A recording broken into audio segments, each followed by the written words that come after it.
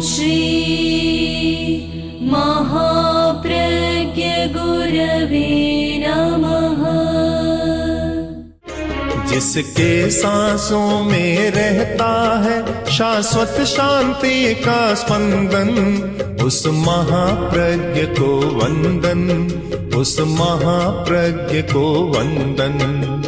सत्य अहिंसा अनेकांत को अर्पित जिसका तन मन, उस महाप्रज्ञ को वंदन, उस महाप्रज्ञ को वंदन। जिसके सांसों में रहता है शाश्वत शांति का स्पंदन, उस महाप्रज्ञ को वंदन, उस महाप्रज्ञ को वंदन।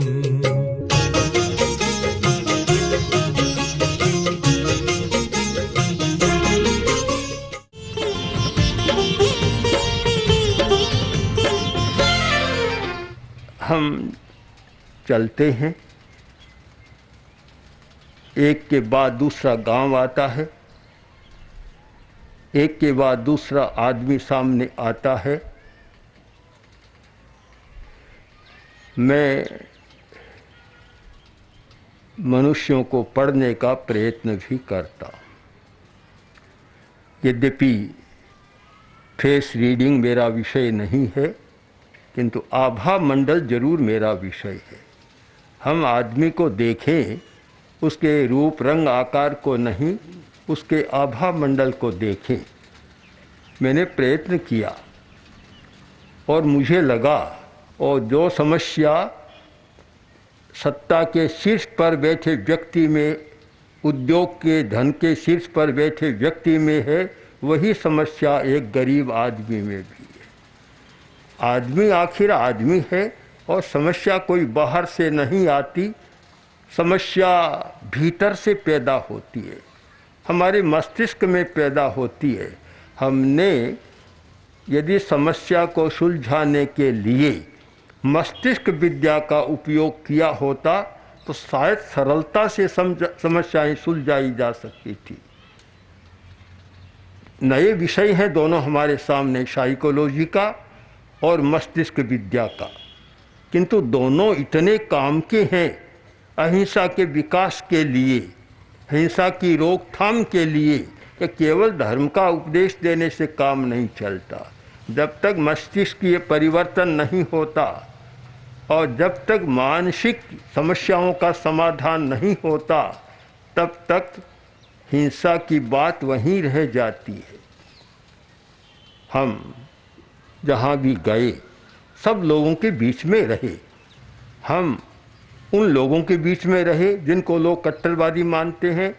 मुस्लिम समाज के ट्रस्टों द्वारा संचालित विद्यालयों में उन्हीं के बीच में रहे और दिन भर रात भर उनसे बातें चीतें हुई, उनके साथ रहे, उनको भी समझने का प्रयत्न किया। मुझे लगता है कि अहिंसा की एक सबसे बड़ी समस्या है कि हमारा संवाद नहीं है, सीधा संवाद नहीं है। हम परोक्षतः काम लेते हैं, कान से सुनी हुई बात ज़्यादा आती है और परोक्षतः साक्षात नहीं होता। भारतीय दर्शन में साक्षात्कार का बहुत बड़ा महत्व है, प्रत्यक्ष प्रमाण और परोक्ष प्रमाण। तो वहाँ कहा गया प्रत्यक्षम ज्येष्ठम प्रमाणम। परोक्ष प्रमाण गौण प्रमाण है, ज्येष्ठ प्रमाण है प्रत्यक्ष प्रमाण, जो साक्षात होता है। हम एक मुस्लिम संस्था के भाई से बात कर रहे थे। उन्होंने कहा कि हमने यह संकल्प लिया है चाहे कुछ भी हो जाए हम अपने गांव में हिंसा नहीं होने देंगे। बड़ी दृढ़ता के साथ कहा। तो मैं देखता हूं कि हम लोग आदमी के कपड़ों को देखते हैं और उपाधियों को देखते हैं। ये उपाधियां इतनी लग गई, इतनी जातियां हो गई, इतनी जातियों ने और इतने संप्रदाय हो गए, इन संप्रदायों ने और इतने दल हो गए कि इन दलों ने आदमी को इतना दूर कर दिया, जबकि होना चाहिए था निकट और कर दिया है दूर। मैंने तो कहा अनेक बार, उन लोगों के बीच में कहा कि अगर बड़े नेता, बड़े धर्म गुरु और बड़े समाज के प्रमुख लोग मौन कर लें तो आप लोग कभी नहीं लड़े। लड़ाने वाली सत्ताएं कौन है? और ये अनुभव किया कि वे लोग कभी लड़ना भी नहीं चाहते, शांति से रहना चाहते, रह रहे हैं। हम तो उनके बीच में रह कर आए हैं, तो सब शांति चाहते हैं। हमने एक बात उनसे कही, मुसलमान भाइयों से भी कही, हिंदू भाइयों से भी कही कि आप क्या चाहते हैं? अगर ये चाहते हैं कि गरीबी कम हो, समृद्धि बढ़े, उन्नति हो, तो एक बात पर ध्यान देना होगा कि इन सब के लिए शांति अनिवार्य है।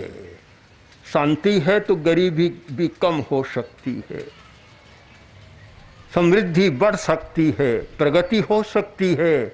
और लड़ते झगड़ते रहेंगे तो और ज़्यादा गरीब बन जाएगा। मुझे तो इस बात की बहुत बार चिंता होती थी। मैंने अनेक बार कहा, मैंने कहा बड़े लोगों को कराने वालों की कोई कमी नहीं है।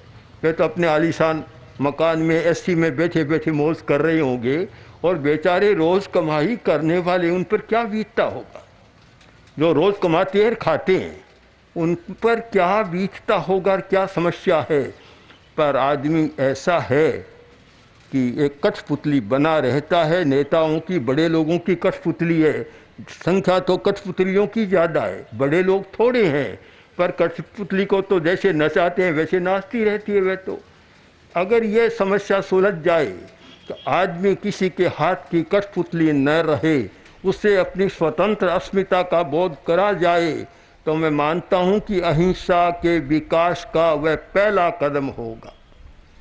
एक बार की घटना है, पटना में कांग्रेस का अधिवेशन था। आज अधिवेशन होने वाला, शाम को पता चला कि रिपोर्ट खो गई। अब अधिवेशन में रिपोर्ट प्रस्तुत नहीं करेंगे तो कैसे काम चलेगा, कैसे होगा? सब लोग, पंडित नेहरू, राजेंद्र बाबू, मौलाना, सब सारे चिंता में हो गए कि कल क्या करेंगे हम। हड़बड़ी मच गई, इधर उधर दौड़ धूप हो रही है। राजेंद्र बाबू ने पंडित नेहरू से कहा, आप चिंता न करें, मैं लिखा दूंगा सर। कैसे लिखा देंगे? आप चिंता न करें, लिखा दूंगा। राजेंद्र बाबू ने सारी रिपोर्ट लिखा दी और देखा तो आश्चर्य हुआ। पंडित नेहरू बोले, कमाल है आपके दिमाग का राजेंद्र बाबू। तो राजेंद्र बाबू बोले, ये दूध का मस्तिष्क है, अंडों का मस्तिष्क नहीं है। तो कुछ लोगों की ऐसी स्मृति होती है कि याद रख लेते हैं, पर परिवर्तन के लिए केवल स्मृति काम नहीं देती। परिवर्तन का हमारा एक अलग तंत्र है, अलग तंत्र। कुछ विदेशी विद्वान, प्रोफेसर जो हमारे पास आते रहते हैं, उनसे हमने एक बार कहा कि आप शांति की बात करते हैं, अहिंसा की बात करते हैं, किंतु शांति अहिंसा को पढ़ाया नहीं जा सकता। पढ़ाया जाता है पर पूरा पढ़ाया नहीं जा सकता, उसका तो प्रयोग और प्रशिक्षण किया जाता है।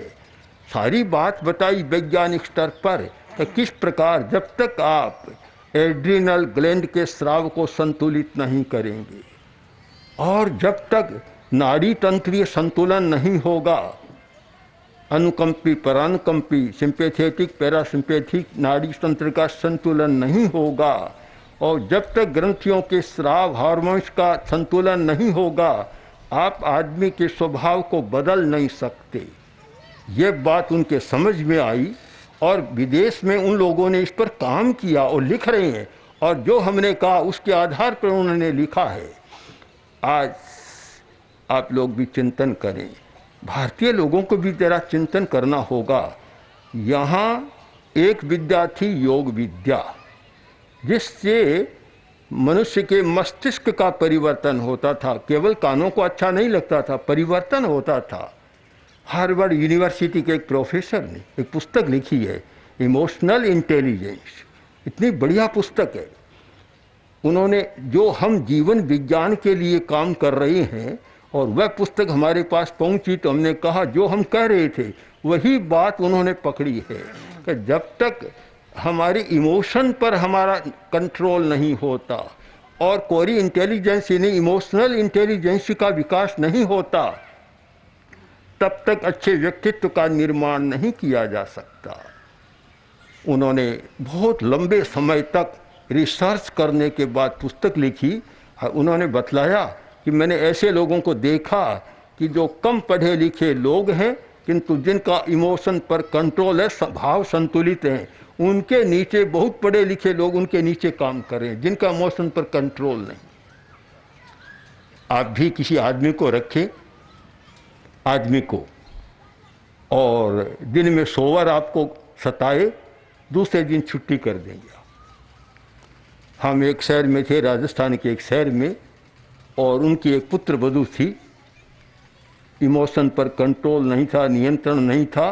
गुस्से में आती तब बाजार में जाकर सड़क पर बैठ जाती। भाई आया मेरे पास, बोला कि क्या करूँ, यह हो रहा है। मैंने कहा तुमने पहले रूप को देखा, रंग रूप में बड़ी अच्छी, तुमने चमड़ी को देख लिया, रंग रूप को देखा, यह देखते भीतर में कैसी है। केवल बाहर को देख कर लाओगे तो ऐसा ही होगा, और क्या होगा फिर। केवल बाहर को मत देखो, भीतर जाकर देखो कि वह कैसी है। हम भीतर तक जाकर इसका निर्णय करें कि आदमी कैसा है। तो महात्मा गांधी ने कहा, आचार्य तुलसी ने कहा,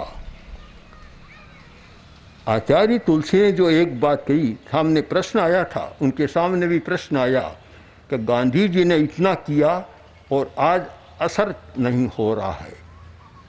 आचार्य श्री ने मुझे स्वयं एक बात कही कि हमने अनुव्रत की आचार संहिता तो प्रस्तुत कर दी, बहुत अच्छी, सब लोग मान रहे हैं, हिंदू, मुसलमान, ईसाई, सिख, सब लोग उसको कह रहे हैं मानवीय आचार संहिता है और सर्वधर्म सम्मत है, किसी का कोई विरोध नहीं है।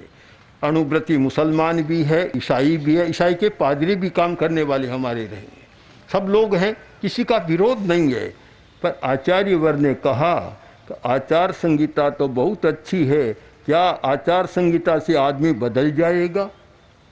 कोरे संकल्प से, सिद्धांत से आदमी बदल जाएगा? इस पर चिंतन करो। हमने चिंतन किया कि केवल सिद्धांत, केवल शब्दों के व्यापार से और केवल आचार संहिता से आदमी कोई बदल सकता है, अनुपात से ज़्यादा नहीं बदलते हैं। तो फिर क्या किया जाए? तो उसके लिए प्रशिक्षण की बात चालू की जाए। जो हमारा विचार है और उस विचार को आचार में बदलना चाहते हैं तो बीच में एक संस्कार का पुल बना लें, और वह पुल बन गया तो फिर आपका विचार आचार में बदल जाएगा। आज ये संस्कार का पुल बनाने की प्रक्रिया नहीं चल रही है, शिक्षा के क्षेत्र में भी नहीं चल रही है। केवल विद्यार्थी को पढ़ाया जाता है। आजकल के पाठ्यक्रम में ऐसा नहीं कि अच्छी बातें नहीं पढ़ाई जाती, मानवीय मूल्यों को पढ़ाया जाता है।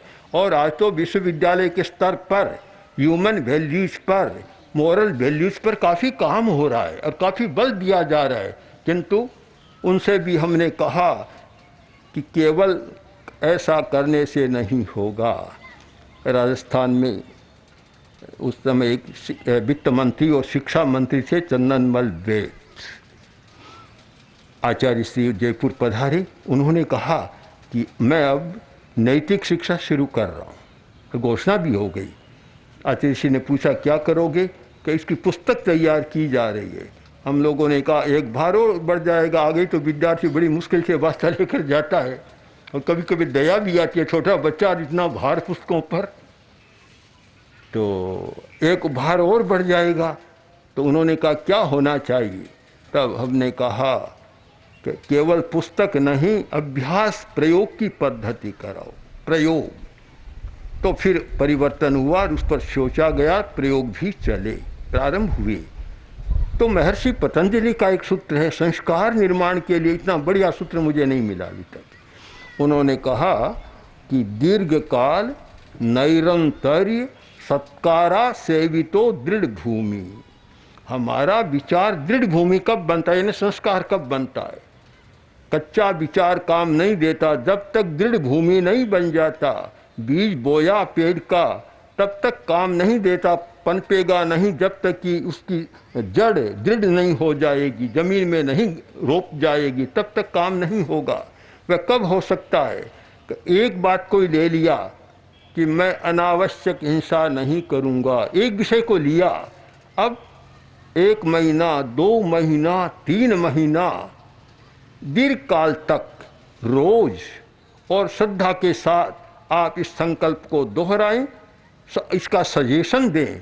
आज सजेस्ट्रोलॉजी के प्रयोग मनोविज्ञान के क्षेत्र में और चिकित्सा के क्षेत्र में बड़ा काम कर रहे हैं। आप रोज इसका सजेशन दें, सुझाव दें। महीना 2 महीना 3 महीना बाद जो विचार आपने लिया था आत्मसात हो जाएगा और वह रम जाएगा। आयुर्वेद का एक शब्द है सात्मीकरण। सात्मीकरण, आप जो भोजन करते हैं, भोजन से आपका पोषण नहीं होता।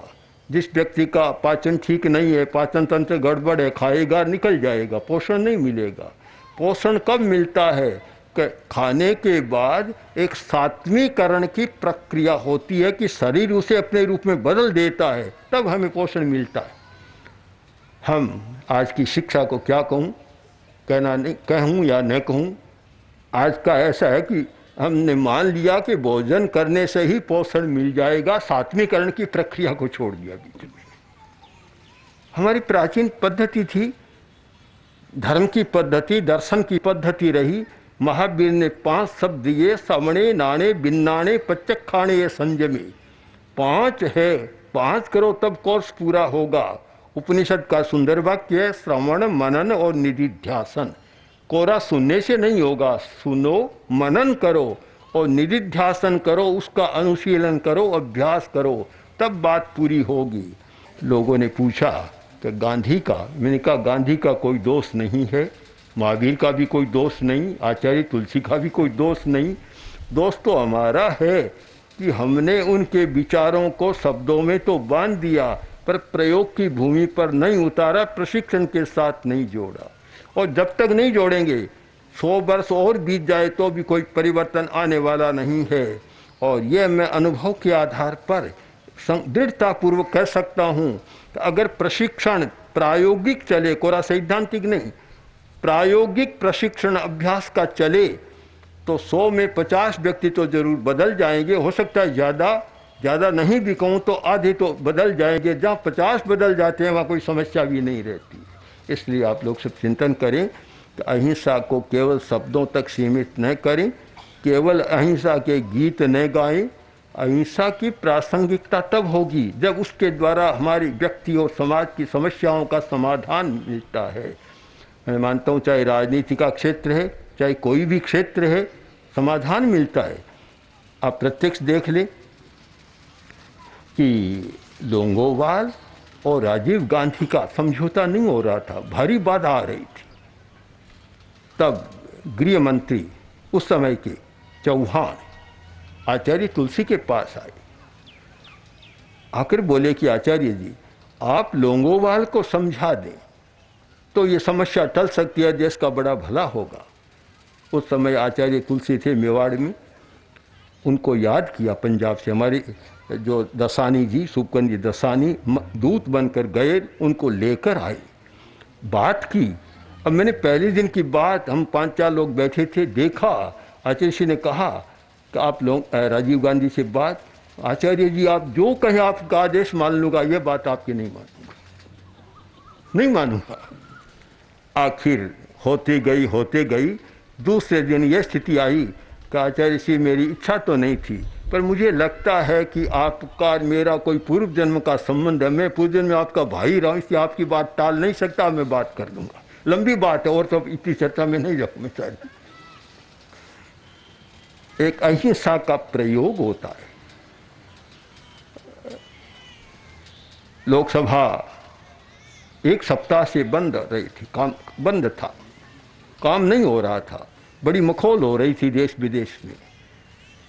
शिवराज पाटिल उस समय स्पीकर थे, हम लोग दिल्ली में थे उस समय। शिवराज पाटिल आए, आकर बोले आचार्य जी अच्छा नहीं हो रहा है, क्या करें?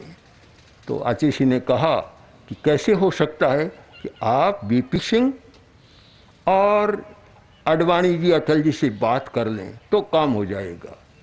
उसी समय हमने बीपी सिंह को याद किया। बीपी सिंह हमारे बहुत निकट के व्यक्ति हैं पुराने काल से। हमने उनको याद किया और हमने कहा देखिए क्या हो रहा है। उनसे 1 घंटा तक बात की। उन्होंने कहा ठीक है, आपका जो आदेश है मैं कर दूँगा। फिर आडवाणी को किया, आडवाणी जी आए, उनसे बात की, तो उनसे भी हमारा बहुत एक आत्मीय संबंध है। तो हमने उनसे कहा कि देखिए, उन्होंने कहा होगा, बस क्या होगा, आज दोपहर में चालू हो जाएगा, दोपहर में लोकसभा का काम चालू हो गया। तो अहिंसा का प्रशिक्षण और प्रयोग, जब आपके भीतर एक प्रयोग है तो आपकी बात दूसरों तक पहुंच जाएगी। आपके पास कोरा शब्द है, वह शब्द तो कभी जाता है और कभी उल्टा भी कर देता है। तो हम प्रशिक्षण पर जितना बल देंगे उतना ही भारत का भला है, विश्व का भला है और हिंसा को कम करने का एक रास्ता है। अगर यह नहीं करे, कोरे करें तो कुछ नहीं होगा। आचार्य तुलसी का एक सूत्र था कि धर्म और संप्रदाय, अणुव्रत के माध्यम से इस बात पर बहुत बल दिया गया कि संप्रदाय का नंबर दूसरा है, धर्म का स्थान पहला है। धर्म ऊपर है, संप्रदाय गौण है। अगर राजनीति के लोग भी इस सूत्र को, आचार्य तुलसी के सूत्र को शब्दांतर में पकड़ ले कि दलों का स्थान नंबर 2 है, राष्ट्र का स्थान नंबर पहला है। राष्ट्र को सामने रखे, दलों को नीचे। अब ऐसा न हो कि दलों की दलदल में राष्ट्र को भी फंसा दे, तो मैं समझता हूँ बहुत भला हो सकता है। अगर अहिंसा का विकास करना है तो हमें नंबर 2 वाली चीज़ों को प्रथम नंबर नहीं देना है। अगर सब लोग ऐसा चिंतन करें तो मेरा विश्वास है कि हिंसा को कम करने में और अहिंसा को स्थायित्व देने में हम बहुत सफल हो सकेंगे। ओम ओम श्री महाप्रज्ञ गुरवे नमः। ओम श्री महाप्रज्ञ गुरवे नमः। ओम श्री महाप्रज्ञ गुरवे